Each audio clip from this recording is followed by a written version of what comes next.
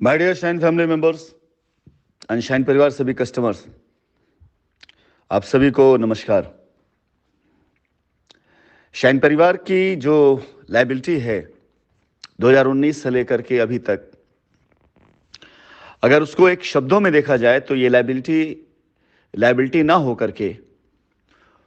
बहुत से ऐसे लोग जो इस लायबिलिटी के अगेंस्ट में, यानी कंपनी के अगेंस्ट में खड़े होने की जिन्होंने प्रयास किया, वो सभी लोगों का एक अपना खुद का व्यक्तिगत लाभ या व्यक्तिगत उनके द्वेष जो भी रहे, उसकी वजह से लोगों ने शाइन परिवार को हमेशा कोशिश करी कि इसको दबा करके, तोड़ करके, इनके कस्टमर्स को भड़का करके ऐसी उत्तेजना पैदा की जाए जिससे कंपनी दोबारा कभी खड़ी ना होने पाए।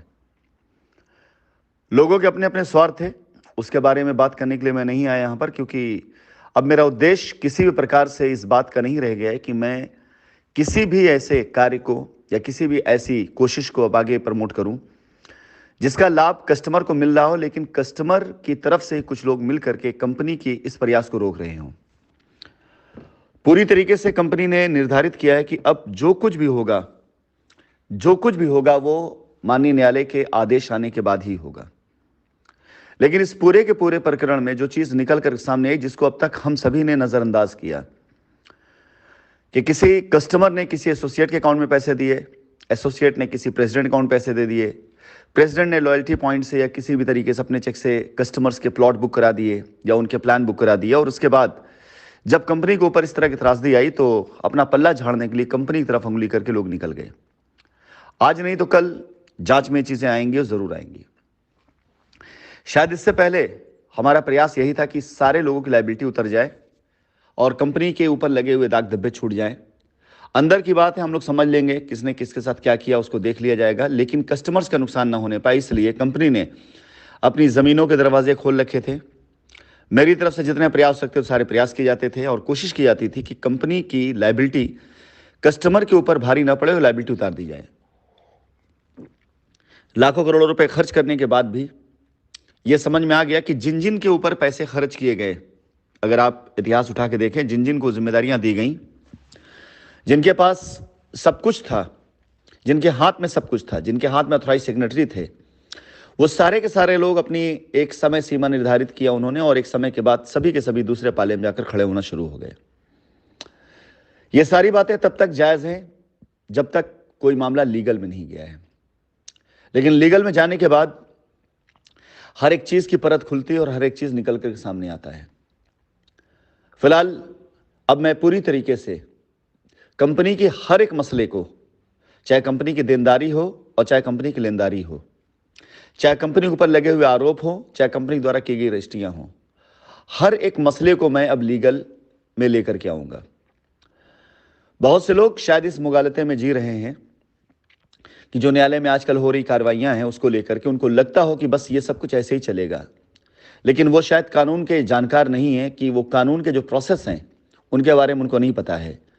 कि जब आरोपों का दौर शुरू होता है तो माहौल ऐसे ही होता है। और शायद हमारी अच्छाई थी कस्टमर्स और एसोसिएट के प्रति, या आप ये समझ लें हमारा एक लगाव था कस्टमर के प्रति, कि हमने कभी इसका उत्तर नहीं दिया था। लेकिन आज की तारीख में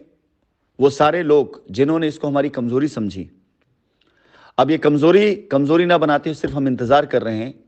न्यायालय के अंदर हम पर जो आरोप लगाए गए हैं उन आरोपों का रिपोर्ट, और रिपोर्ट के साथ साथ उसके एविडेंस। जैसा कि आप पिछले हर ऑर्डर में देखते चले आ रहे हैं कि न्यायालय में एक ही बात के लिए जांच एजेंसियों को बार बार रिपीट तब भी की जाती है कि जांच एजेंसियां कुछ ला के दे नहीं रही हैं। और जाहिर सी बात है, जांच एजेंसियां वो सारे ब्यौरे दे सकती हैं, जुटा सकती हैं जो रियलिटी में हैं। कंपनी अकाउंट में कितने पैसे आए, कंपनी ने किसको कितने पैसे दिए, कंपनी ने कितनी जमीनें खरीदी, और सारे ब्यौरे मिल सकते हैं। लेकिन वो ब्यौरा कतई नहीं मिल सकता है जो वजूद में ही नहीं है, जैसे कि पैसे का बाहर जाना या कंपनी के पैसे को दुरुपयोग करना। ये चीजें कभी नहीं पाई जा सकती हैं। और जब अभी उन चीजों पर जांच एजेंसियां इतना समय लगा रही हैं जो चीजें हैं नहीं, जिस दिन माननीय न्यायालय के अंदर आरोप पत्र डाल दिया जाएगा और जिस दिन यह मुकदमा ट्रायल के लेवल पर आ जाएगा, यानी जिस दिन उस पर बहस शुरू होगी,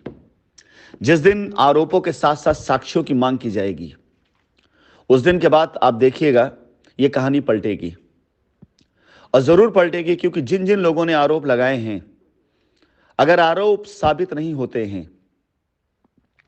झूठे साबित होते हैं, तो उन सभी लोगों के लगाए हुए आरोपों के पीछे की मंशा, जिन जिन लोगों ने झूठे क्लेम किए हुए हैं, झूठी एफआईआर करी हुई हैं, उनके झूठे आरोप या झूठे एफआईआर के पीछे की मंशा, जिन जिन लोगों ने सोशल मीडिया के द्वारा कंपनी के प्रति कस्टमर्स को उकसाया है, कस्टमर को बरगलाया है, या कस्टमर से धन वसूली करी है, उन सब लोगों की मंशा, ये सारी चीजें सबूतों के साथ कंपनी का पक्ष माननीय न्यायालय के अंदर जरूर रखेगा कि जब 60,000 करोड़ नहीं था तो 60,000 करोड़ रुपए कहां किस लिए गया? सिर्फ इसलिए क्योंकि लोगों को अपनी दुकान चलानी थी। अगर ये मामला 6 करोड़ का होता, 60 करोड़ का होता, तो शायद अब तक ये मामला कब का खत्म हो जाता और लोगों की दुकानें बंद हो जाती। लेकिन आज जिस तरह से ब्लैकमेलिंग का बाजार गर्म है हिंदुस्तान में, कि हर वो आरोपी, हर वो दोषी व्यक्ति जो सच में कल्प्रिट है, वो ऐसे लोगों के हाथ की कठपुतली बन चुका है, जो लोग उसे धमकी दे करके कि अगर तुम हमारी सेवा नहीं करोगे तो हम तुम्हारा नाम भी डाल देंगे, अगर आप हमारी सेवा नहीं करोगे, हमें आप चंदा नहीं पहुंचाओगे, तो हम आपके खिलाफ भी एफआईआर कर देंगे। ये सारा जो बाजार है वो कब का बंद हो गया होता। ये स्टोरी, ये कहानी बाद में समझ में आई है। पहले तो यही लग रहा था कि शाइन परिवार की जमीनों पर लोग लायबिलिटीज उतार रहे हैं, लेकिन बाद में यह भेद खुल करके सामने आया कि लोग लायबिलिटी उतारने से ज्यादा ब्लैकमेल हो रहे थे। लोग इस प्रकार से लोगों के हाथ की कठपुतली बने हुए हैं, चाहे वो एसोसिएट्स हों, चाहे वो प्रेसिडेंट हों, चाहे वो लैंड मैनेजर हों, हर एक व्यक्ति आज की तारीख में ऐसे शिकंजों में फंस चुका है जो उन्हें ब्लैकमेल करते हुए इस मुकदमे को लंबा और लंबा और लंबा करता जा रहा है। अगर मैं कंपनी के पक्ष की बात करूं तो आज नहीं, कल, आने वाले महीनों में या एक आध 2 सालों में कभी भी दूध